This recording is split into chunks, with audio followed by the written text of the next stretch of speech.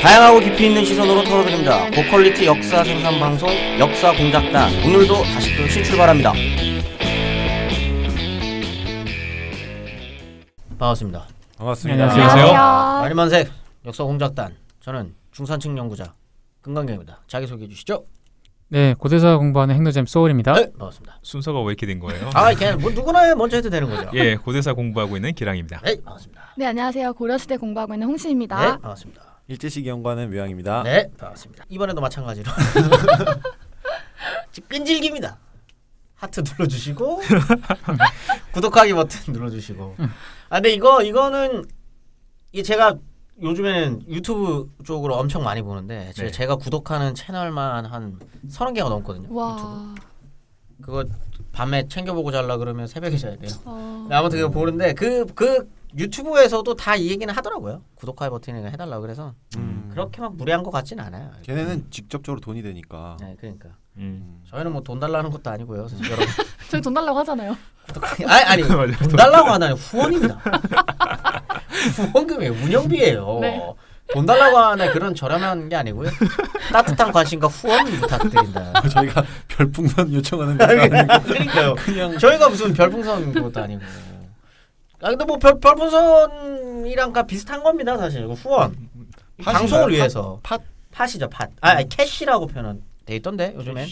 캐시? 네, 캐시더라고요, 캐시. 무슨 캐시 뭐 비슷한 그런 게 있는 것 같아요. 뭐 그런 것도 있고. 저희 지금 범인 선생님 이 목소리로 녹음했나요 그때? 누가 했죠? 계좌?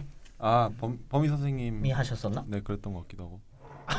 여러분 요즘 저희 방송 안 들으셨나요? 그러니까 무슨 홍시 선생님이었습니다. 계좌번호 불러주는 거. 네, 네, 맞아요. 선생님. 금강경 선생님 버전 하나 있고 네네네. 홍희 선생님 버전 맞아, 하나 맞아요. 있죠. 홍시 선생님 버전으로 지금 목소리가 이제 나갈 거예요.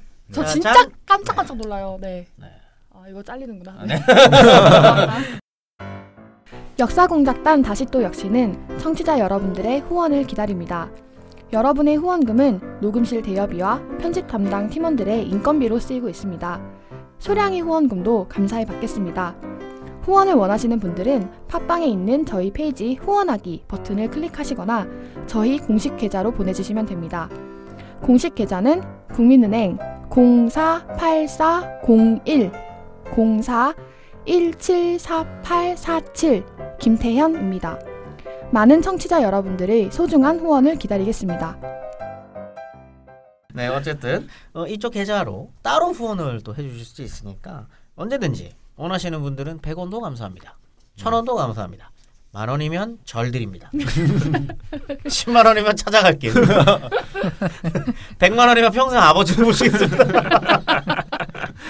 아무튼 후원금 주시면 감사하고요. 하트와 구독하기는 필수. 이제 이거는 우리 서로 약속합시다. 구독하기는 약속. 꼭 꼭 약속해. 그리고 하트도 꼭꼭 눌러주시는 걸로. 어렵지 않습니다, 여러분. 바로 하단에 있어요. 하단 보이시죠? 네, 하트는 상단에 있는데. 안 눌러보셔가지고 이거. 네. 하트 안 누르는 거 아니에요? 아니요, 저 누르죠. 하단에 있지 않나요? 상단에 있어요. 우측 상단. 우측 상단에 있습니다, 여러분. 네. 아이폰은 다를 수도 있나 보다. 아이폰 제가 아이폰 그 말도 안 되죠. 다를 수가 없죠. 네. 저는 여러 번 말씀드리지만 저는 컴퓨터로 해가지고 그게 상단이군요. 우측 상단. 네. 하트 눌러주시고 구독하기 눌러주시고 여러분들 어려운 거 아니니까요. 의심이 생겼어요. 금강경 선생님의 진정성에 대해서. 네. 알겠습니다. 요건 그럼 편집하는 걸로. 그렇게 눌러주시면 감사하겠습니다. 본격적으로 이제 가정의 달이 지나갔기 때문에 그렇죠? 5월이 지나갔지 않을까요? 아니에요. 이때도 5월입니까? 5월 4주차입니다. 네. 그렇다면 가정의 달 특집 가정의 달 특집 제 3탄 고대사를 넘어서 고려시대로 넘어온 반역자들입니다. 일어나라 어린이들아. 그렇죠. 네, 당장 일어나야 돼요. 저번 시간 들으셨죠? 180명이 죽었습니다. 네, 성에 몰아넣고 180명이 죽었어요. 몰아넣고 죽인 건 아니에요. 네. 야외에서 죽였습니다. 네. 천막 쳐놓고. 술 먹다가. 오늘은 몇 명이 죽어나갈지. 오늘도 많이 죽어나갈 것 같긴 한데요. 아무튼 오늘은 고려시대 반역자 특집입니다. 고려사 열전의 마지막이죠? 마지막 파트죠. 반역자가 반역열전이 그 반역자들이 따로 분류를 해놨습니다. 네. 사람들이 꽤나 많아요. 제 기억에 굉장히 많습니다. 많아요. 그 중에서도 홍시 선생님은 무신란을 통째로 꼽아오셨어요. 저는 이거 이렇게 하는 줄 알았어요. 한두 놈이 아니다. 아, 그러니까 저 한두 명이 아닌 줄 알고. 그렇게 무신란을 꼽아 오셨는데 이제 사륙의 현장으로 들어가 보기 직전에 백년 선생님께서 등장해 주셨습니다. 박수! 원래 주인공은 늦게 오는 법입니다. 네. 예, 뭐 주말에 네. 예, 뭐 핸드폰이 고장이 나서 녹화가 있는지를 뒤늦게 알고 네. 녹음입니다만. 아 죄송해요. 네네네. 예, 뭐 복사를 해오진 않았지만 네. 말씀하세요. 누군지를 말씀해 주시죠. 아, 예, 백년입니다. 네, 백년 선생님 반갑습니다. 나와주셨습니다. 오늘 주제가 뭔지 아시나요? 저 연개소문이랑 최충원이었잖아요. 최충원 아니요. 네. 최충원인 줄 알았는데 네네. 무신란을 통째로 갖고 오셔가지고 네. 저는 통으로. 무신란 하는 줄 알았어요. 네. 아 근데 저는 원래 이걸 원했어요. 이렇게 무신란을 하기를. 통째로 갖고 오기. 왜냐면 최충원 얘기하기 전에 최충원은 시간이 길기 때문에 맞아. 따로 해도 되고 음흠. 이 앞에 있는 사람들이 얽히고 설키고하면서 서로 꼬리에 꼬리를 물면서 얘기가 전개되기 때문에 그냥 무신란 전체를 하는 게 좋은 것 같아요. 아 좋습니다. 아주 시작부터 칭찬으로 시작하는. 네. 아무튼 무신란 특집 다 좋은데 왜 꼭 무신란? 왜냐면 이게 너무나도 많은 그 반역 열전에 너무나도 많은 인물들이 있어요. 이자겸부터 시작해서 뭐 여러 그 어떤 반역자들인데 굳이 무신란을 꼽아온 이유가 있다면 무신란은 권력의 본질을 볼 수 있는 시기예요. 본인의 마음을 확인할 수 있는 시기. 그러니까 어떻게 해야지 권력을 잡을 수 있고 아하. 어떻게 하면 권력이 뺏기고 어떻게 하면 권력을 유지할 수 있으며 왜 저렇게 할 수 있는지를 너무나 잘 보여주는 시기라서 마치 삼국지와 같은 그런 시기인가요? 너무 재밌습니다. 네. 홍신 선생님의 취향이죠. 피와 칼. 아니 사실 저 논문 주제는 굉장히 평화로운 그런 주제입니다. 피와 칼 오늘도 그러면 피냄새 나는 방송. 네, 그렇게 그렇죠. 되겠네요. 가정의 달 특집 피냄새 방송. 좋습니다. 물론 이제 다들 아시겠지만 무신 집권기 요즘 무신 집권기라는 표현 쓰죠. 네, 무신 집권기. 네. 정확하게 어떤 시대 어떤 일을 말하는 건지 간단하게 이제 설명을 좀 하면서 시작하는 게 좋을 것 같네요. 네, 뭐 다들 익히 아시겠지만 1170년인데요. 그때 정중부랑 이의방, 이고 다 오늘의 주인공들이에요. 네. 이 사람들이 국왕인 의종을 습격해서 그 사람을 폐위시켜버리고 문신들을 대량으로 학살을 해요. 요때는 네. 토학살인까지는 안 나갑니까? 예, 그 정도까지는 그 아니고. 정도까지는 근데 아니고. 이제 이의민이 사실 나중에 의종을 네네네. 죽이는데 네. 좀 나중에 말씀드릴게요. 거기도 뭐 못지않게 잔인합니다. 네. 네, 그래서 그리고 나서 새로운 국왕을 명종을 즉위를 시키고 음흠. 이로부터 한 100여 년간 오래돼 먹었네요. 오래 오래 했어요. 먹었어요. 무신 1270년까지죠, 보통. 보통 1270년이라고 보는데요. 네. 실은 연도수 이런 거에 굉장히 강하신 정말, 모습. 네. 근데 왕정복고의 움직임은 이미 1250년대 말부터 저번에 이익주 선생님이 오셨을 때 기억력이 아주 좋으시네요. 감사합니다. 예. 그래서 거의 딱 100년이에요. 100년인데 그때 이 집권자들은 계속 바뀌어요. 정중부, 이의망, 이고가 연합해서 네. 정권을 잡은 다음에 점점 떨어져 나가고 정중부가 정권을 잡았다가 경대승이라는 사람이 정중부를 살해해요.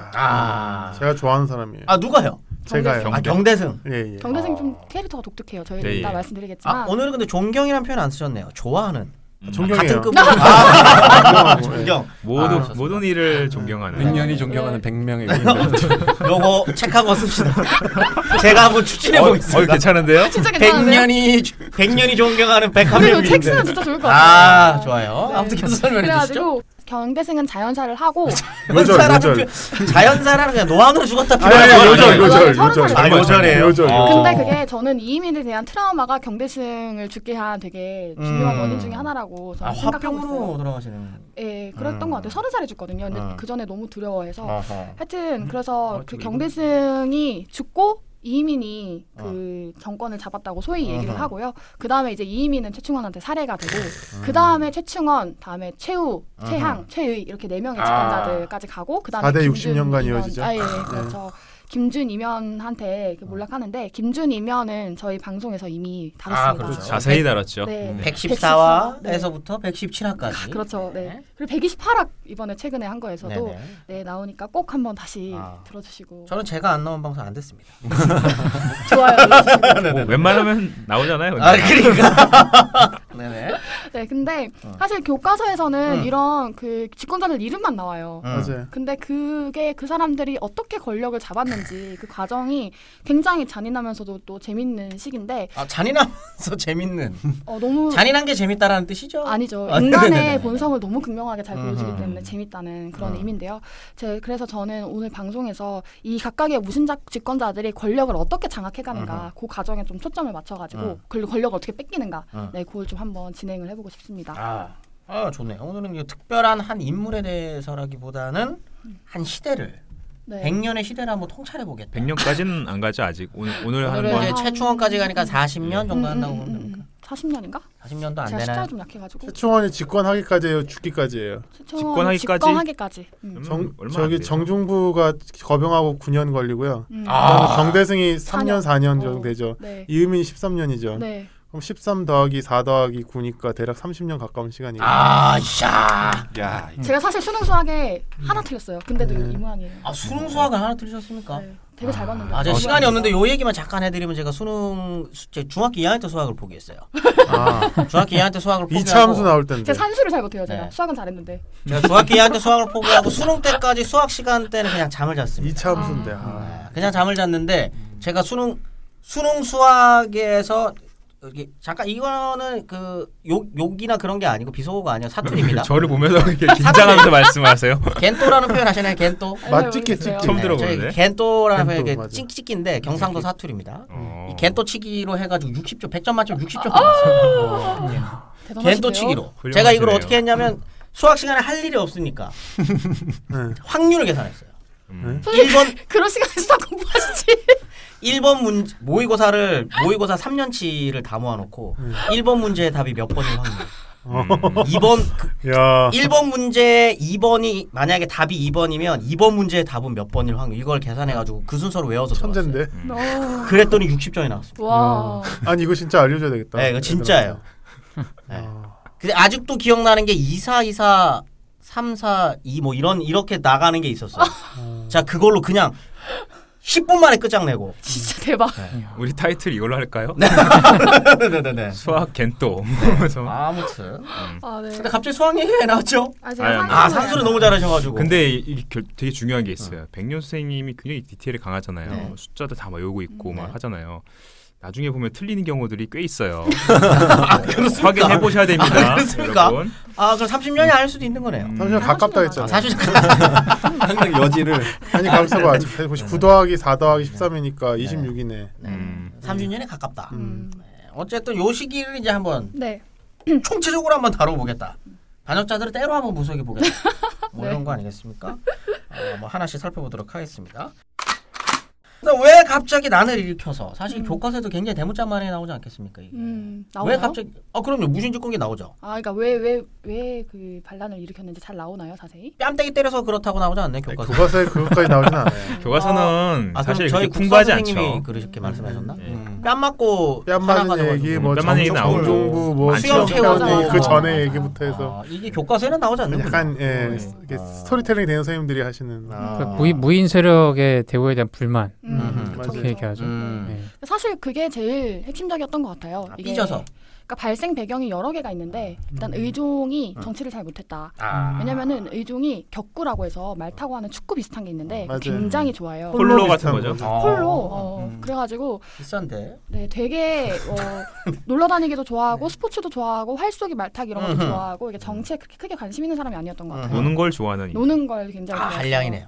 여행도 많이 다니고 그래서 의종의 그런 실정도 이런 불만을 야기하는 원인이 됐다 이렇게 얘기하기도 하고 다음에 기본적으로 문신과 무신은 제도적으로 그 차별이 좀 있어요. 이게 제일 높은 지위인 제신과 추밀이라고 하는데 제추에는 무신들이 원래 역임될 수가 없거든요. 그런 제도적 차별이나 아니면 뭐 군인들의 불만 이런 것들이 지적이 되고 있는데 사실 제가 사료를 읽으면서 느꼈던 가장 중요하고도 직접적인 배경은 그 소유자님 말씀하신 것처럼 이 무신들에 대한 어떤 차별, 무시, 다음에 이런 것들이었던 것 같아요.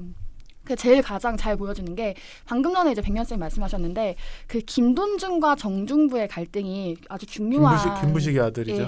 김돈중 씨. 네, 김돈중이라는 부식의 아들 사람인데 돈중이. 김부식 우리 그 유명한 김부식의 아들이에요. 네, 네. 근데 김돈중이 어떤 인물이냐면은 과거에 2등으로 급제를 했어요. 똑똑하긴 했던 것 같아요. 이때는 등수가 나왔나요? 있어요. 등수 있죠. 이때 등급제 아니었어요? 근데 등수제예요. 등수제니까. 네, 등수. 근데 2등으로 급제를 했는데 어허. 문제는 인종 입장에서 김부식은 굉장히 좋은 신하거든요. 그러니까 그 아버지를 위로하기 위해서 얘를 장원으로 바꿔준단 말이에요. 이제 그런 경력이 있었던 사람이고. 권력이 세네. 김부식 그렇겠죠. 김부식이 워낙 또 위상이 높았으니까. 아니 제 말은 왕의 권력이 세다고요. 근데 등수 바꾸는 것밖에 못해요. 합격은 지가 해야 돼요. 아니 그래도 그게 월권이죠. 지가 뭐라고 등수를 바꿔요. 그리고 등수 바꾼 사례가 거의 시니컬한 이때밖에 표정. 없어요. 그래가지고 하여튼 김돈중은 근데 나이가 어릴 때부터 기백이 굉장히 날카롭고 기운이 왕성했다는. 이 표현은 어디서 따오신 겁니까? 사료에. 사료에 나오는 겁니까? 사료에 그렇죠. 요거를 본인이 이렇게 표현하신 건 아니고. 현대말로 바꾸면 싸가지가 없었다. 나대고 싸가지가 없다. 기백이 그래야- 날카롭고. 사료에 그런 표현이 나오는데 그래서 어떤 일이 있었냐면은 이제 섣달 금음날 밤에 잔치를 베풀거든요. 나제라고 하죠. 네, 나래라고 나래, 하는데 나래. 맞아. 그게 악귀를 쫓으려고 하는 그런 그 의식이에요. 근데 거기서 왕도 오고 막 다른 사람들이 막 이렇게 와 있었는데 김동중이 정중부의 수염을 촛불로 태워버려요. 그래가지고 근데 이거는 사료 비판을 할 게 없는 건가요? 사실일 것 같아요. 굉장히 구체적으로 그래요? 기록이 되어 맞아요. 있거든요. 네. 믿을 수 있는 얘기 같아요. 근데 정중부는 어떤 사람이냐면 용모가 굉장히 뛰어나고 수염이 아름답기로 유명했다고. 정중부가. 네. 관우 같았나 보다. 그래가지고 그 피부 하얀 관우. 그래서 그 수염이 왜 이렇게 이방처럼 나는 사람도 있고 그럼요. 이렇게 아주 장엄하게 나는 사람 있잖아요. 제가 이방처럼 납니다. 전형적으로 이방 수염이에요, 제가. 여기 요렇게. 시옷이 안 붙는 시옷. 이렇게요. 근데 이제 정중부는 수염이 정말 아름다웠던가 봐요. 그래가지고 이 정중부는 키도 한 7척쯤 되고 굉장히 이제 장군다운 면모를 가진 사람이었는데 그런 사람의 수염을 태워버린 거예요, 김돈중이. 빡치죠. 너무 빡치죠. 화나죠. 네, 그러니까 약간 용모를 단정하는 걸 약간 그 포마드 같은 것도 바르셨었나요, 이때? 근데 그건 기름 같은 거 모르죠. 바르지 않았을까요? 기름도 바르고. 기름을 발랐다고 수염에? 아니 머리에 아주까리 기름 같은 거 쓰고 이거는 확인된 사실은 아닙니다. 기름으로. 근데 이 수염이 아름답고 긴 사람들은 자기 수염을 되게 아끼긴 했겠죠. 그렇겠죠. 그러니까 관우도 그렇게 얘기 나오잖아요. 그래요? 관우도 이제 이렇게 겨울 쓰다듬는 게- 되면은 겨울 되면은 이제 털이 많이 빠진다고 해서 여기 주머니를 달았다고 그래요.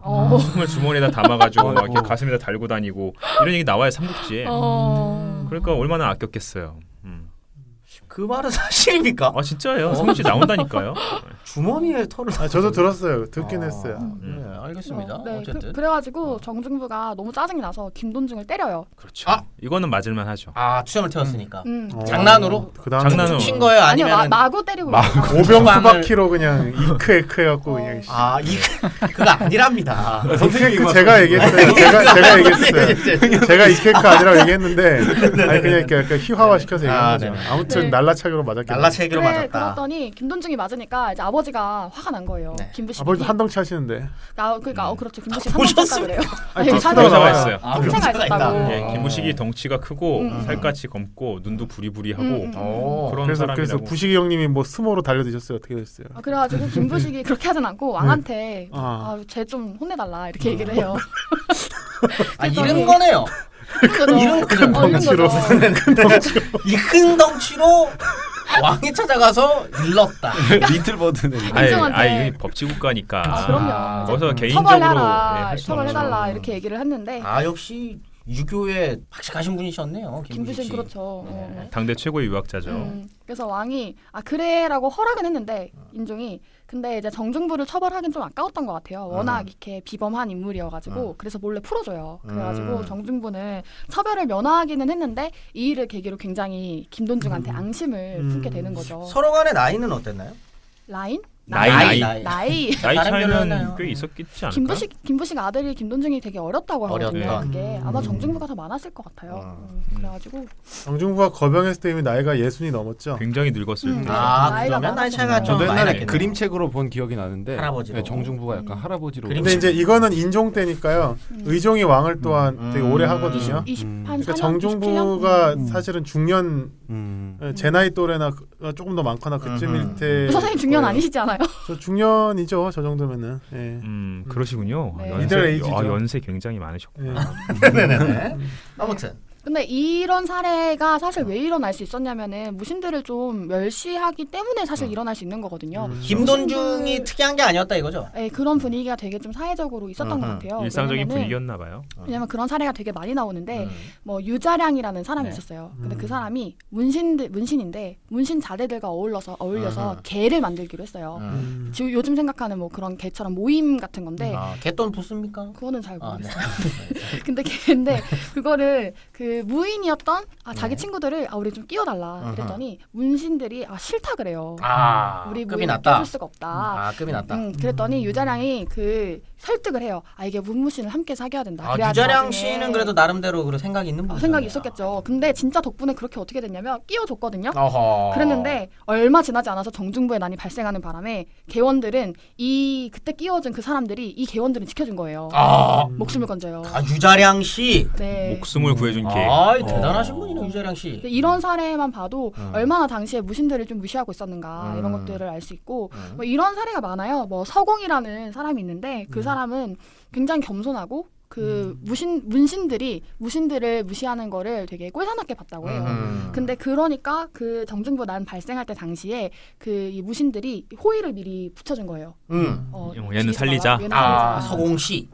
그래가지고 그 사람도 결국 목숨을 부지할 수가 있었고 또 어떤 사람은 진윤승이라는 사람이 있는데 그 사람은 그 공사를 감독을 하는 사람이었는데 이게 군졸들이 돌을 옮길 때마다 그거를 다 째째하게 이렇게 저울로 보고 그래서 군졸들이 굉장히 원망을 했다고 해요. 그러니까 이제 정중부랑 이방 이고가 정권을 잡잖아요. 그러고 나니까 군졸들이 이제 하급 무신들도 다 같이 봉기를 하거든요. 그때 하는데 진윤승을 찾아가지고 속여요. 새로운 왕이 먼저 대궐에 나오는 사람은 그러니까 승선이 뭐냐면 지금으로 따지면 대통령 비서실에 있는 그런 승지. 승지예요. 왕명을 출납하는 그런 직책이고 굉장히 요직인데 거기 임명해준다더라라고 얘기를 한 거예요. 이거를 믿는 찐빠가 있습니까? 그래가지고 나오자마자 달리기 잘하는 놈이. 그리고 죽인 다음에 어떻게 하냐면은 그 큰 돌 있잖아요. 그 가슴에 올려놔요. 그러니까 그게 그동안 무신들이 얼마나 이런 여러 가지의 빡쳤네요. 네, 그런 군졸들이 빡쳤어요. 네, 그런 것들이 꽤 이렇게 사회적으로 이게 굉장히 축적이 되어 있었던 상황에서 이 난이 발생했다고 저는 근데 그 생각이 나요. 그러니까 사람들이 이거 인간의 본능인 것 같거든요. 어떤 게? 자기가 어떤 경제적으로 사회적으로 어떤 지위를 얻게 되면은 자기들하고 이제 그렇지 못한 집단하고 계속 구분하려고 하고 자기들끼리 놀잖아요. 뭐 강남에서 산다고 사실 저 어릴 때만 해도 강남 자체가 그렇게 무슨 지금 무슨 뭐 계급적 신분적으로 무슨 의미가 있는 그런 지역은 아니었는데 이게 어쩌다 보니까 아파트값이 오르면서 그렇게 돼버리기도 하고요. 아마 고려 시기 당시에 이 오랫동안 이제 특정 가문들이 뭐 과거제가 시행되고 하고 했지만은 이 귀족적인 성격이죠. 이 사람들이 계속해서 대를 이어가지고 중앙 쪽에 있으면서 자기들이 향유하고 있는 어떤 문화라든가 뭐 시를 짓는 능력 이런 것들 맞아요. 이런 걸 통해서 자기들만의 어떤 공고한 어떤 그 뭐랄까요? 그 네트워크 이런 것들을 갖추다 보니까 이런데 이제 끼어들지 못하는 사람들에 대해서 굉장히 천시하고 무시하는 그런 구별짓기 하는 거죠, 구별짓기. 그런 맞아요. 것들이 이제 나타나는 것 같아요. 문화적 구별짓기. 시대별로 이런 게 나타나는 것 같고 지금도 구별이 딱 되지 않습니까? 박사와 비박사. 저 그 얘기할 줄 알았어요. 대박. 저희 집 앉은 자리가 수시충 얘기하는.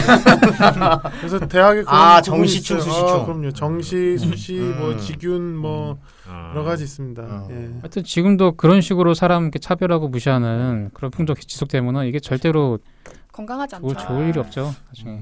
요새 회초리를 많이 드시는 것 같아요. 혹시 정치 생각이세요? 아니 가벌문화라고 뭐 그분에 대한 뭐 공격도 사실 그런 거 아니에요? 이 사회에 대한 따끔한 한마디 충고 해야 된다라는. 요 약간 그 코너 속의 코너 같은 걸 하나 만들어가지고 소울의 쓴소리 시간 하나 이렇게 만드는 것도 괜찮을 것 같네요. 지금도 그럼 자리 한번 섞읍시다. 좀 상석에 지금 박사님들 앉아 계시고 이거 왜 상석이에요? 에어컨 바람 한 반에 들어오고 여기 딱 안쪽에서 바깥쪽 볼 수 있는 이게 상석이거든요. 저는 항상 그래서 이 자리를 보죠. 근데 박사는 취득할 수 있는 거잖아요. 직접적인 지위가 아니잖아요. 그래서 이게 진짜 직접적인 불만이 가장 큰 계기가 뭐냐면은 당시 의종이 자주 놀러를 다녔거든요. 맞아요. 근데 경치가 아름다운 곳에 늘 가요. 놀러를 가는데 이제 결정적인 한 방이 나오는 겁니까? 그렇죠. 거기서 그 총애하는 문신들하고 술도 마시고 네. 시도 읽고 하는데 그 덕분에 의종 호위하는 사람들은 뺑이 치는 거예요. 하루 종일. 아침부터 밤까지 밥도 못 먹고 쉬지도 못하고. 같이 시를 퍼줄 것도 아니면서.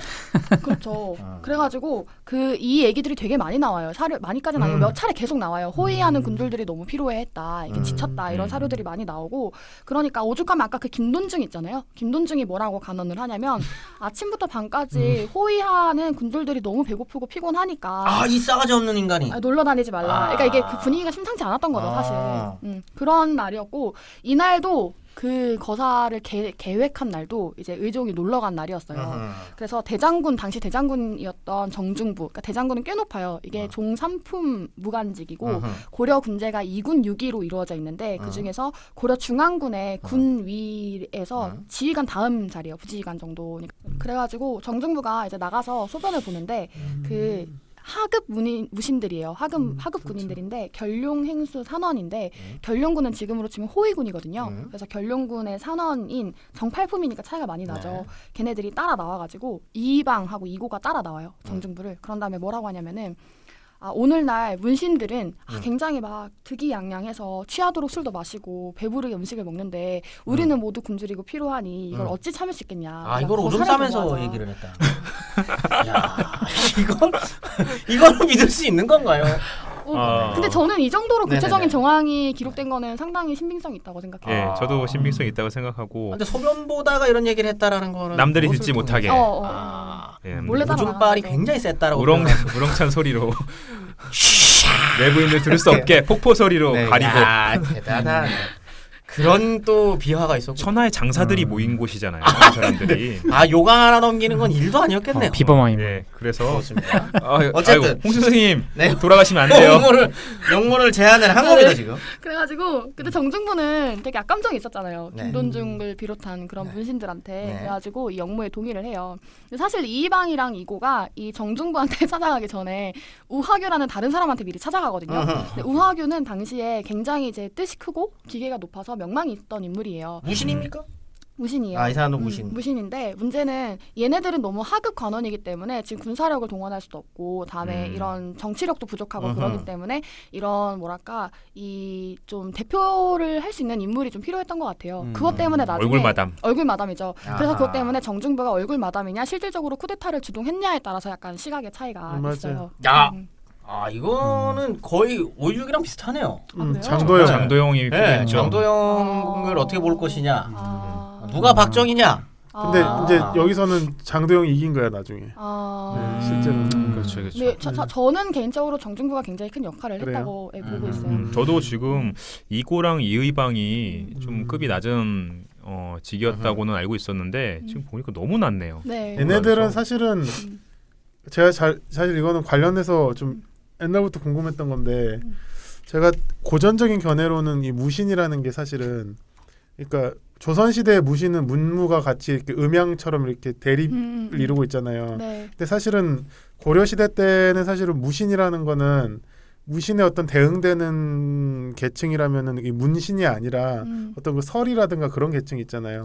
약간 그 글을 하면서 약간 그 하급 관원들이 사실은 무신과 짝을 이루는 거고 그 위쪽은 전부 다 문신으로 보는 게 사실은 합당하다라는 얘기도 제가 접한 적이 있거든요. 전통적으로는 고려에서는 문무리가 아까 말씀하신 설이에요. 문무리가 일종의 반체계를 이루고 있었고 문신이 독보적인 위치를 차지했다고 보고 있어요. 사실인 것도 같고 왜냐면은 과거에 무과가 없어요. 고려시대는. 조선에 무과가 있잖아요. 근데 고려시대 때는 무과가 없고 기본적으로 무신이 이 무신 정권 이전에는 정치에 참여할 수 있는 수단이 되게 제한이 되어 있어요. 그렇죠. 그러니까 사실은 사람 어떻게 뽑아요? 그러니까 싸움을 잘하거나 그러면 되는 거죠. 그래서 그거를 논문으로 써야 돼요. 그게 선군을 어떻게 하는지 무관을 어떻게 뽑는지에 대한 논문이 별로 없어요. 그러니까 싸움을 그러니까 이의민이 같은 경우는 조폭이었잖아요. 그리고 세습한 애들도 있죠. 아버지의 직역을 입는 애들도 있고. 군관이라고 해서. 그러니까 그냥 이렇게 잡과 비슷하게 보시면 되게 편한 분들이 있어요. 근데 그렇게 보기에는 또 종 2품 3품까지 가면 되게 높은 직인데 또 이게 만화에 나옵니다. 무신. 그래요? 무신이라는 만화에 나와요. 만화책에서 그렇게 나와 있어요. 글도 잘 모르는 애들이 많잖아요. 근데 이제 상위 무방 가문 애들은 상당히 유교적 교양을 갖춘 애들이고 맞아요. 밑에서 뽑아 올린 애들은 이렇게 글도 잘 모르는 애들이 많아요. 그래서 사실은 최충원이나 이런 최충원은 원래 또 문신이죠, 그러고. 아니 최충원은 문신은 아닌데 원래 리라고 해서 리 서리 가문 계급이구나. 출신이에요. 네. 그래서 원래 좀 학식이 있는 그런 애들은 있고 또 없고, 그러니까 이게 상당히 좀 애매모호한 집단이에요. 그 논문을 써야 돼요. 그게 없어요 지금. 네. 만화책에 나온다니까요. 천하제 무술대 비슷한 거 하더라고요. 오늘 발길이 바빠요. 네. 그래가지고 네. 결정적인 한 방을 말씀해 주십시오. 그래서 결정적인 한 방.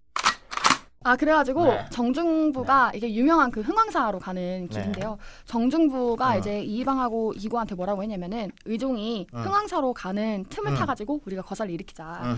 근데 만약에 의종이 흥왕사로 갔다가 궁으로 돌아오면 다른 나라에 하고 보현원으로 가면은 이 기회를 놓쳐서는 안 된다. 이렇게 얘기를 해요. 근데 이게 흥왕사는 지금 경기도 개풍군 덕적산에 있었다고 하고 개성 외곽이죠. 네, 개성 저기 북쪽 약간 서북 쪽이더라고요. 다음에 보현원은 현재 경기도 장단에서 남쪽으로 한 25리, 한 10km 정도 떨어져 있어요. 그러니까 아마 제 생각에는 그 가운데 궁이 있으니까 이게 왔다가 궁으로 가면은 그 거사를 처리할 수 있는 기간이 너무 짧은데 여기 밑에는 좀 시간이 돼서 그랬다고 판단을 한 것 같아요. 잘 모르겠어요. 하여튼 제 생각엔 그렇고 그래가지고 근데 하필 의종이 보현으로 가요. 집에 갔어야지. 집에 갔어야죠. 놀기 너무 좋아해가지고 보현원으로 이제 행차를 하는데 그런 자리 그러다가 또 이제 술자리를 여는데 여기 군사들 훈련시키기 좋겠다. 그다음에 무신들 너네 그 수바키를 해라. 오병 수바키라고. 네 그렇게 수바키를 해라라고 이렇게 명령을 내려요. 근데 이때 의종의 의도는 뭐냐면 무신들의 원망이 너무 많으니까 이걸 가라앉히려고 시킨 거예요. 하면 또 상도 주고 이렇게 분위기가 좀 화기해지잖아요. 그랬는데 문제는 이때 대장군 이소웅이라는 사람이 수바키를 했는데 문제는 이소웅은 무인임에도 불구하고 이게 좀 야위고 힘이 약했다고 해요. 그래가지고 수바키를 하다가 나이도 50이 넘고 그 너무 힘들잖아요. 그래서 이기지 못하고 도망가요. 이기지 못하고. 근데 하필 그때 그 의종의 굉장한 신뢰를 받던 문신인 한뇌라는 사람이 있는데 문신이? 예. 문신이에요.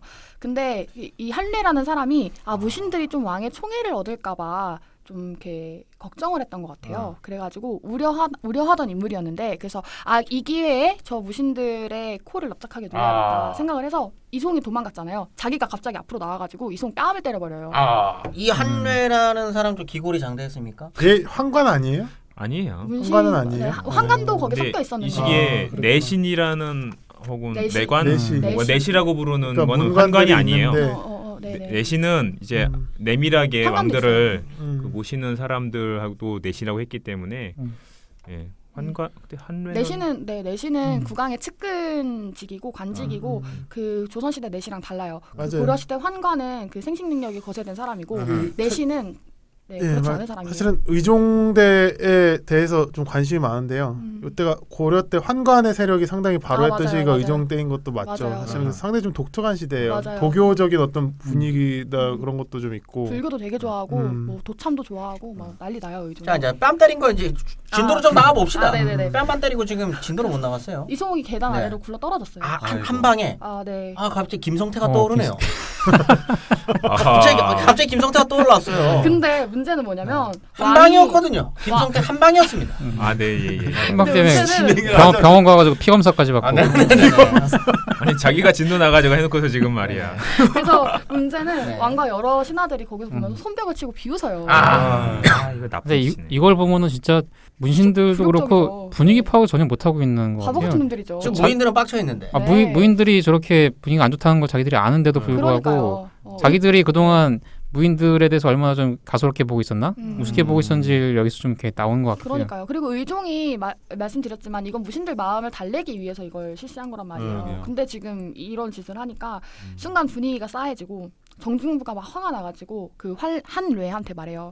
이소웅이 비록 무인이긴 한데 벼슬이 3품이나 되는데 어째서 이렇게 심하게 모욕을 하는가 이렇게 따져요. 그러니까 이제 왕이 좀 위로를 하는데 그 찰나에 이고가 딱 칼을 빼들고 정중부한테 눈짓을 해요. 그런데 이제 정중부가 아직은 때가 아니다라고 해가지고 칼을 드라마네 드라마야. 네, 완전 드라마예요. 진짜 사료거든요 이게. 그래서 이제 날이 저문 시점인데. 너무 그림이 그려지는데요? 촥 뽑았는데 아니야. 근데 그걸 문신들이 또 봤을 거 아니에요. 그렇죠. 그 분위기 완전히 싸해지는 거죠. 완전 분위기 싸한 거는 봤겠죠. 완전 큰일 나겠다. 그러니까. 나 같은 궁으로 갔을 것 같은데. 근데도 놉니까? 뭐 이제 날이 저물어서 그 보현원 일단 목적지는 가야 되잖아요. 그 어가가 보현원에 가까워져 가는 길인데 그러니까 2고랑 2방은 그 순군이라고 해서 지금의 순찰과 치안을 담당했던 그런 군대인데 군대를 모아요. 거짓으로 왕명을 거짓으로 하고 다음에 왕이 딱 문에 들어서고 여러 신하들이 물러서는 순간에 2고가 그 문에서 뛰쳐나와가지고 그 문신들을 다 죽여버려요. 아까 비웃었던. 그래가지고 이제 칼부림이 시작이 되는 거죠. 그래가지고 할례 같은 경우는 아까 자기가 그 땀 때리었던 네, 초래했잖아요. 할례는 친한 환관의 도움으로 책상 아래로 숨어 들어가요. 그런데 이제 왕이 너무 놀라서 얘 죽이지 말라 이렇게 얘기하니까 정중부가 얘는 죽여야 된다. 얘가 화근이다. 이렇게 내보내달라라고 하고 그러니까 할례가 왕의 옷을 잡고 사정사정을 해요. 그랬는데 문제는 안 내놓으면 왕이 죽을 판이잖아요. 지금. 그래가지고 결국 그 할례가 나왔고 할례는 바로 즉각적으로 죽고 다음에 어떤 사람이 이방한테 니네 지금 감히 어전에서 어떻게 칼을 빼드냐 그랬더니 이방이 눈을 딱 부릅뜨고 칼을 이렇게 만지니까 조폭 출신. 조폭은 이의민이에요. 이의민입니까? 의방이 형은 저기 의방이 형은 달라요. 상사 이상사. 상사. 네, 원사 정도. 원사. 행보관 뭐 그 정도. 그럼 대단한 거죠. 나이가 굉장히 많으신 분들인데. 그래가지고 갑자기 이렇게 싹 조용해진 거예요. 그때 이제 칼부림이 시작이 된 거죠. 호종하던 문관, 신료, 환감 다 살해당했고 시체가 산처럼 쌓였다고 해요. 근데 이제 여기를 약간 동산이네요. 그렇죠. 시체 동산. 너무 큰 산은 아닐 것 같아가지고. 네. 그 다음에 이제는 김돈중 차례예요. 네, 지금 개경에서 떠나와 있잖아요. 개성에서. 김돈중 차례니까 어떻게 하냐면 왕을 한편으로 확보를 해놓고 군사를 개경으로 보내요. 개성으로 보내가지고 뭐 용감하고 날쌘 군인들을 뽑았다고 해요. 그래서 개성으로 가가지고 문신들을 죽여요. 이때 죽인 게 제가 세어보니까 한 20명 정도? 스케일이 작네요. 아니요, 좀 들어보셔야 돼요. 그래요? 그런 다음에 그 사람들을 시켜서 길거리에다가 말을 하고 다니게 한 거예요. 문신의 관을 쓴 사람은 비록 설이라도 모두 죽여서 씨도 남기지 말라. 선동을 하니까 하급 군졸들이 굉장히 불만이 많았잖아요. 이때 일어나야지. 그리고 의종이 그때 토목공사를 엄청 많이 했어요. 그래가지고 뭐 저수지하고 막 토목공사를 하니까 거기에 부역됐던 그 군졸들이라던가 그런 데에 대한 불만이 되게 쌓였던 것 같고. MB예요. 그래가지고 막 나와서 문신들이 한 50명 죽어요. 그 상태에서. 스케일 계속 작아지는데요. 근데 고려가 실제 그 엘리트 계층의 숫자가 많지 않아요. 되게 제한적일 거예요. 아니 아까 고구려에서 180명 죽었거든요. 미친 거죠. 그렇게 하면 안 되죠. 네네네. 그래가지고 김돈중은 근데 도망가요. 그 김돈중도 같이 따라갔잖아요. 근데 자기 원래 사실 사람을 시켜가지고 자기 집 약간 염탐하게 하다가 그 사이에 기록이 없는데 도망을 갔던 것 같아요. 근데 그러니까 의종은 막 너무 무섭잖아요. 정중부한테 너네 그만해라 이랬더니 정중부가 예 이러고서는 안 했다고 사료에서 진짜 그렇게 예라고만 말하고 얘기를 대답을 안 했다. 예패야 그랬겠지. 그게 이런 식의 표현 아니야. 뇌. 맞아. 누에. 그래가지고 정중부는 왕을 이제 궁으로 돌려보내요. 근데 이때까지만 해도 왕을 아마 확보를 하려고 했을 생각이었을 것 같아요. 제 생각에 정중부가. 근데 문제는 그 내부에서 환관이 그러니까 의종의 측근이죠. 환관이 정중부를 토벌하려고 하는 시도가 들통이 나고 그 덕분에 정중부가 의종은 거제도로 보내버리고 태자는 진도로 쫓아내요. 태소는 죽여버리고 이제 그 상태에서 왕이 없어진 거죠. 왕을 쫓아내버린 거죠. 정중부가. 참고로 이때 환관에 대해서 좀 오해하시는 경향이 있는데 환관이 나름의 그 상당한 무장과 어떤 무술을 할 수 있는 계층이기도 하죠. 사실은. 그래요? 예. 혹시 규화보전? 아니 그러니까 규화보전 뭔지 모르겠는데 실제로 그 환관들이 기본적인 어떤 방어나 그런 것도 할 수 있어요. 공격도 할 수 있고 유사시엔 조선시대 기록이긴 하지만 왕을 업고 도망가는 연습도 하고 그래서 그리고 덩치가 되게 커요. 보통 거세한 사람들이. 그래서 그렇게 그러니까 우리가 드라마에서 보는 것처럼 이렇게 비리비리한 사람들은 절대로 아니에요. 호위 역할도 좀 겸했어요. 그러니까 아예 내전에 그런 중요한 데는 보통 환관들이 지키는 것도 많거든요. 그래서 그런 거는 감안하시고 충분히 맞설 수 있었다. 그래가지고 그 정중부랑 이방이랑 이고는 이제 군사를 거느리고 의종의 동생을 왕으로 즉위를 시키는데 이 사람이 바로 명종이고요. 명종은 즉위하자마자 정중부를 재상에 임명을 해주게 되고 다음에 김돈중은 어떻게 됐냐? 김돈중은 감악산이라는 데로 도망을 가는데 튀었군요. 튀었어요. 산으로 튀었는데 문제는 정중부가 김돈중한테 원한을 가지고 있잖아요. 그렇죠. 그래서 현상금을 걸어요. 이때 수염 한번 태운 걸로 굉장히. 네, 그 얼마나 치욕적이었겠어요. 그러니까. 아니, 오늘날로 치면은 거의 뭐 갑자기 머리를 무슨 부탄가스 불을 해갖고 태운 거랑 비슷한 거. 부탄가스. 더 심할 것 같은데요. 더 심할 수도 있어요. 머리보다 수염이 화상을 입힌 것처럼 그렇게 아무튼 폐악한 짓이죠. 박명수가 그 정준하 바지 벗겼었던 사건 비슷한. 훨씬 더하죠. 훨씬 더한 겁니까? 네. 팬츠를 내렸는데 그때 팬티를 내렸는데요. 그래요?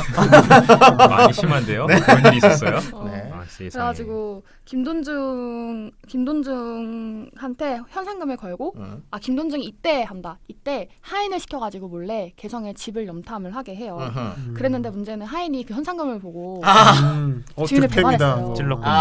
또 돈을 또 월급 많이 안 주셨군요, 김돈중 씨. 그래가지고 모르겠어요. 하여튼 현상금이 컸다 그래요. 그래서 정중부가 김돈중을 죽였고 근데 김돈중이 이때 죽을 때 일화가 재밌는 게 김돈중이 진짜 나쁜 새끼예요. 왜냐면 괜찮아요. 네. 이런 건 편집 안 나갑니다. 네, 편집해주세요. 네. 나쁜 사람이에요. 안 싫어요. 네. 왜냐면은 옛날에 그 의종이랑 놀러를 갈 때 일인데 그 김돈중의 말이 잘못해서 앞에 화살을 엎어서 화살통에 화살이 쭉 나가서 의종 옆으로 가거든요. 튄 거죠. 튀었어요. 화살이 튀었는데 문제는 의종이 그것 때문에 자기를 암살하려고 생각한다고 해서 그 수도를 싸그리 다 뒤져가지고 몇 명이 거기에 대한 보함을 쓰고 죽고 유배가고 가족까지 죽어요. 근데 김돈중이 그걸 끝까지 말을 안 한 거예요. 너무 자식. 그래가지고 제가 진짜 그거 보면서 눈물 날 뻔했다니까요. 눈물이 나. 너무 슬프잖아요. 이제 와서 아까 180명 죽을 때 그렇게 좋아하시더니 입꼬리가 그렇게 올라가셨는데. 근데 김돈중이 그래서 죽을 때 뭐라고 하냐면 나는 저 사람들이 저 문신들이랑 할례나 이런 사람들이랑 같은 사람이 아니다. 그거는 억울한데 나 때문에 옛날에 저 사람들이 죽었으니까 그래서 뭐 그 벌을 받는 거라고 생각한다 하고 말하고 죽어요. 유연하신데요. 이제 와서 그 김부식은 이전에 죽나요? 김부식은 인종 때 죽어요. 인종 때 죽어요. 아무튼 이거 쭉 들어보면 묘사가 굉장히 디테일해요. 네. 굉장히 디테일합니다. 중요한 사건이었고 하니까.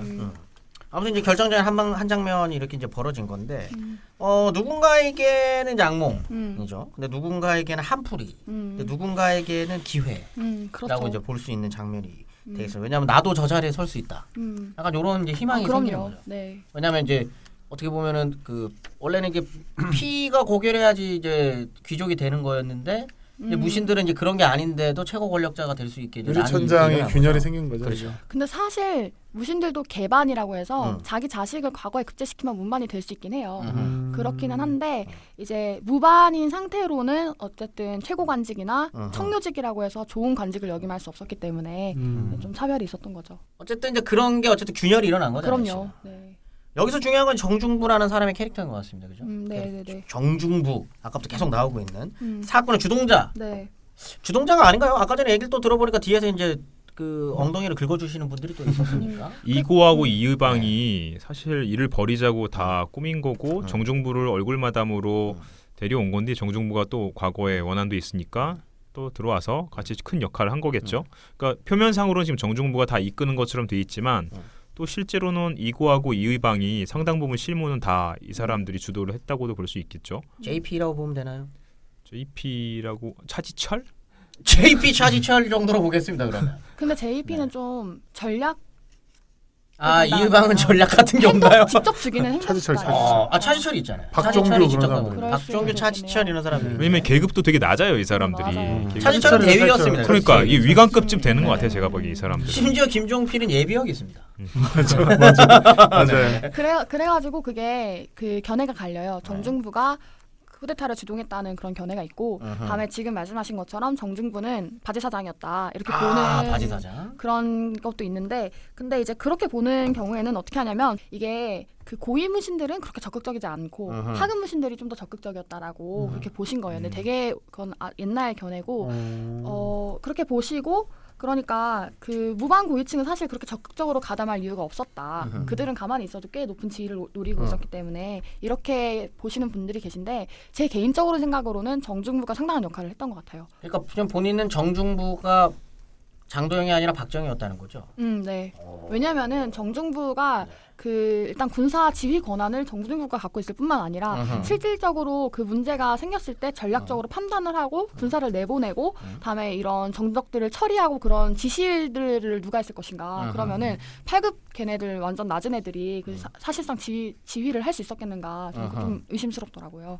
근데 저는 그런 생각이 드는 게 정중부가 되게 중요한 역할을 하긴 했을 텐데 만약에 정중부가 가장 핵심이었다면 이구하고 이방처럼 이렇게 급이 낮은 애들이 이후에 그렇게까지 설칠 수 있는 그게 마련되기 어렵지 않겠나. 그러니까 이들이 굉장히 큰 역할을 했고 주도적으로 뭔가를 했기 때문에 이후에 그 벼슬이 높은 정중부하고도 거의 비등한 정도로 권세를 누리고 할 수 있었던 거 아닐까? 경우에 따라서는 그 무인정변 이후에 정중부가 죽기까지 9년 정도인데 앞에 한 3, 4년은 이의방 집권기로 끊어서 보는 사람이 있을 정도라는 점을 제가 참고해 드릴게요. 2고까지는 안 넣더라도 이의방은 상당히 쳐줘요. 지금 두 선생님께서는 어쨌든 정중부는 장도영에 불과했다. 아니 장도영까지는 아니었던 것 같아요. 정중부도 분명히 능동적으로 한 건 맞는 것 같은데 근데 정말 가장 최전선에서 일 다 꾸미고 이제 사람들 죽이는 거 막 앞장서서 하고 한 건 이구하고 이방이 굉장히 제일 앞장서서 한 거 아닌가 이런 생각이 들어서요. 좋습니다. 어쨌든 이후에는 이제 좀 방금 이제 말했었던 것처럼 완전 어떻게 보면 계급이 낮았었던 이의방 이고 등의 변태적인 행위들이 이제 일어나는 거겠죠. 네. 그러니까 이제 3명이서 연합을 해서 정권을 창출을 했는데 문제는 권력은 누구나 언제나 한 사람의 것일 수밖에 없는 것 같아요. 그래가지고 여기서 누가 살아남는가가 향후 권력을 누가 지는가에 그 달린 것일 텐데 먼저 이고가 좀 바보 같은 짓을 해요. 뭐냐면은 이고가 바로 명종이 세워진 바로 그 명종 세워진 명종 원년의 1월인데 그때 뭐라고 하냐면 자기가 왕이 되려고 해요. 이런 바보 같은 바보죠. 그놈의 18자 위왕선 이런 거. 18자 위왕선은 아마 이의민 때걸요. 이의민도 있고 이자겸도 있잖아. 이자겸 때 이미 나왔고. 그러니까 얘도 또 같은 이씨라고 또. 이놈의 이씨들이 항상 문제예요. 이성계가 결국 나중에 왕도 차지하고 하여튼 말이 씨가 됐어.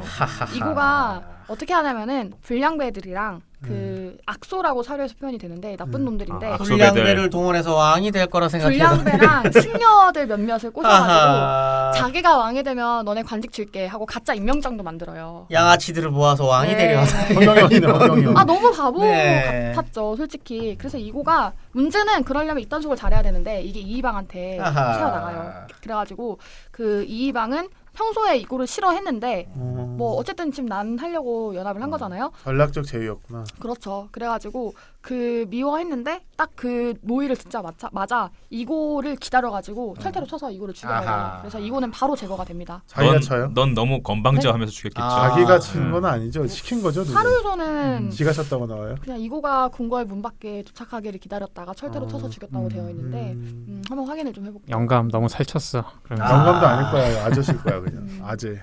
이고가 제거가 됩니다. 양아치로 양아치 면명으로 왕이 되려 하다니. 근데 현실 판단이 부족했던 것 같아요. 근데 조선시대 보면은 수양대군이 사실은 양아치들 데리고 한 거다라는 얘기 있잖아요. 수양대군이 무렵에 3-40명 데리고 하긴 하는데요. 근데 수양대군은 대군이었지 않습니까? 아니 근데 그거는 차이가 있는 것 같아요. 잠깐만요. 근데 그거는 고려는 그러니까 조선이 훨씬 평화로운 사회예요. 그러니까 조선은 한량 3-40명 갖고도 뒤집어 엎을 수가 있거든요. 왜냐 그러면 그 시대 때 최고 권세가가 김종서인데 부패했다 여부를 떠나서 김종서 집 지키는 숫자가 그렇게 많지가 않았거든요. 근데 사실은 이 권문세가나 이런 귀족 가문들 그 지키는 사람 수가 엄청나죠. 예. 그런데 그 상황에서 무례배를 동원하는 거는 좀 약간 판단 미스였던 것 같다. 내가 보기에는. 조선시대는 모르겠는데. 그렇죠. 일단 이고는 좀 머리가 잘 돌아가는 사람은 아니었던 것 같아요. 아까 칼 꺼낸 때부터 알아봤어요. 갑자기 여기서 아니 아직 아니네. 무인 시대에서 박준규 씨가 있잖아요. 네. 어쨌든 그래가지고 이고가 제거가 되니까 정중부랑 이의방이 연합해서 전국을 이끌어가고 있었는데요. 이제 그게 아까 기랑쌤 말씀하신 것처럼 이게 이의방 이방이 실질적으로 공을 굉장히 많이 세웠기 때문에 그 이후에서 이 정도의 권력을 차지할 수 있었다고 일단 보여져요. 그건 확실한 것 같고, 근데 이제 가장 큰 위기가 뭐였냐면은 그 바로 명종 3년에 일어났던 김보당의 난이라고 하는데요. 맞아요. 네, 이게 좀 자세하게는 말씀 못 드리고 간단하게 말씀드리냐면은 김보당이 의종을 포기시키자 이렇게 해가지고 난을 일으키는 거예요. 그래가지고 난을 일으켜서 그 아까 의종이 거제도에 가 있었잖아요. 그래서 거제도에서 경주로 데려와요. 아유 뭔데? 사람을 시켜가지고. 근데 정중부랑 이방이 이 소식을 듣고 그 당시에 경주 출신의 이이민이라는 사람이 있었는데 나중에 되게 중요하게 나와요. 이이민을 경주로 보내요. 아 이게 아까 전에 말했던 그 조폭. 네. 네. 경주 지역에서 이렇게 무리를 지어 다니면서 이렇게 무례배. 진짜 조폭이에요. 네, 그런 이이민을 경주로 파견하는데 이이민이 그 경주로 들어가니까 이제 그 지역 사람들이 뭐라고 하냐면은 전 왕이 온 건 의종이 온 거는 우리 뜻이 아니다. 이렇게 하고 우리가 협조해줄게. 우리 고을 사람들 건드리지 마라. 이렇게 해가지고 경주로 쉽게 진입을 해요. 이민이 진입을 한 다음에 결국 이제 의종은 정말 쉽게 그냥 가두게 되고 다음에 의종을 끌어내가지고 어떻게 죽이냐면은 사실 죽일 것까지 있었을지 모르겠어요. 이게 이민 독자적인 판단인지 지령을 받은 건지 저는 잘 모르겠더라고요. 근데 어떻게 죽이냐면은 술을 2잔 이렇게 들인 다음에 등뼈를 부러뜨렸다고 해요. 굉장히 고통스럽네요. 근데 이게 손 닿는 대로 부러지는 소리가 들리니까 거기에 따라서 이민이 큰 소리로 웃었다고 해요. 이민은 싸움을 굉장히 잘하셨네요. 힘이 장사고요. 이민이 힘이 장사고 정말 무술을 잘했다는. MMA 뭐 이종격투기 챔피언 정도 되신다고. 김동현쯤 되지 않을까요? 김동현급이 아니라 헤비급이. 이 사람이 정말 장사고. 이 사람이 완전히 그 밑바닥 인생이었다가 맞아요. 나중에 자기가 자기 손으로 왕을 죽이는 거에 대한 어떤 뭐 쾌감 그런 것 때문에 이렇게 웃는 거 아닐까 그런 생각이 들어요. 소시오패스라기보다도 성격 파탄자는 맞는 것 같아. 근데 뼈가 부러지는 소리를 들으면서 웃었다라는. 근데 자기 힘을 과시하는 거죠. 이때 의종 되게 시신도 비참하게 처리가 돼요. 맞아요. 그래서 이 뼈를 다 부러뜨려 죽이잖아요. 척추를 살아있는 상태로. 그렇게 사람이 죽은 거를 그냥 땅에 묻어주는 게 아니라 가마솥을 2개 가져오라고 한 다음에 끓이는 건 아니고요. 시신을 구겨 넣는 거죠. 구겨서 가마솥 2개 사이다 이제 시신을 구겨 놓고 묶어서 연못에 던져버려요. 그렇게 해서 처리를 하는데 그 광경을 굉장히 안타까운 시선으로 이제 몰래 숨어서 보고 있던 승려가 이의민하고 다 이제 간 다음에 밤에 몰래 연못에 뛰어들어서 가마솥을 건져 올리죠. 열어서 의종 시신을 꺼낸 다음에 요즘 그 스님들이 문제인데 참 승려네요. 가마솥을 들고 가요. 그래서 시신을 내버려둬. 이 사람의 목표는 가마솥이었던 거예요. 이 정도 안타깝게 본 게 아니었는데. 안타깝게 가마솥을 본 거예요. 녹있으니까. 저 아까운 가마솥이니까. 이 정도면 이분도 이승려 찾아와서 피드첩 지금 만들어야 됩니다. 그래서 의종 시신을 갈다발 그냥 버리고 가요. 그래서 수습하는 사람도 거기서 막 썩어가는 거죠. 아니 그 사료상에서 어떻게 돼 있냐면은 되게 신이하게 표현이 되는데 이거는 거짓말이라고 생각하는데 의종 시체가 몇 날 며칠 썩지도 않고 막 하여튼 신이하게 좀 표현이 돼요. 아직 안 돌아가셨던 거 아닐까요? 설마. 시름시름 앓고 있었던 곳일 수도 있는 거예요. 등뼈가 이렇게. 아니 등뼈 다 부러지고 물 속에 들어가서 숨도 못 쉬는데 라스푸틴입니까? 그 배트맨 안 보셨나요? 배트맨의 뭐. 저희 이제 진행. 그래가지고 이제 정중부랑 이방이 이고도 없어졌죠. 의종도 죽였잖아요. 그것도 다 다른 사람 손을 통해서 죽였기 때문에 의방이 형님이 이제 하나 남았는데 정치적 부담이 좀 덜해요. 그런 상황에서 남은 건 둘인데 여기서 이방이 어떻게 치고 나가냐면은 자기 딸을 태자비로 들여보내요. 오바죠. 근데 그게 좀 무리수였던 것 같아요. 왜냐면 어디 천한 것이 왕실과 결혼을 획책한 사람은 다 실패해요. 나중에 보시면 아시겠지만 그래가지고 사실 그리고 태자비가 된다는 거는 그 다음에 아들이 이방 자기 손자가 되는 거잖아요. 왕이. 그러니까 정중부로서는 그걸 당연히 가만히 놔둘 수 없었을 테고 그래가지고 정중부 아들 정균이 이방을 죽여요. 그래가지고 그리고 나서 정중부는 결국은 정중부가 최고 권력자가 되고 문화시중이라고 해서 지금 최고 총리 자리에 오름으로써 이 일단의 그 사건이 마무리가 됩니다. 결국 지켜냈네요 정중부 씨. 그렇죠. 중부 씨 수염이 태워졌었던 그 중부 씨가 결국엔 최고권자에 다 제끼고. 본인이 뭐 다 제꼈다기보다는 뭐 어떤 이렇게 우여곡절들이 이렇게 생겨지면서 본인한테 우주의 기운이 온 거네요. 그러게요. 운도 좋았고 판단도 좋았고 뭐 여러 가지로 상황이 그랬겠죠. 이거 관련돼서 조금 말씀드리고 싶은 건 지금 김보당의 안에서도 나오지만은 그 거제에 있던 왕을 경주로 옮기잖아요. 네. 이게 지금 중앙 권력이 완전히 바로 선 상황이면은 쉽지 않은 일이거든요. 예, 지금 요거를 여러분들이 조금 보시면은 좋을 것 같아요. 이게 지금 이후에도 계속 나오거든요. 뭔가 지방에 도망가 있고 중앙에선 얘를 바로 탁 잡아들이지 못하는 예, 지금 체제가 이완되고 있다는 거, 그 상황을 좀 보시면 좋을 것 같아요. 아 그리고 제가 패친 한 분한테 패친 이야기까지 해야 됩니까 지금? 예,